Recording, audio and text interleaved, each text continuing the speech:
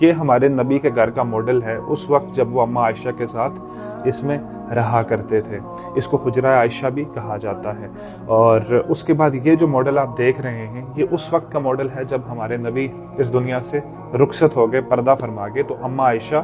وہیں اسی کمرے میں رہتی تھی اور ساتھ میں انہوں نے ایک پردہ لگا دیا تھا۔ پردے کی اس جانب ہمارے نبی کی قبر مبارک تھی اور دوسری جانب اماں عائشہ رہتی تھی۔ اس کے بعد یہ اس وقت کا ماڈل ہے جب اماں عائشہ کے والد ابو بکر صدیق رضی اللہ تعالیٰ عنہ اس دنیا سے رخصت ہوئے،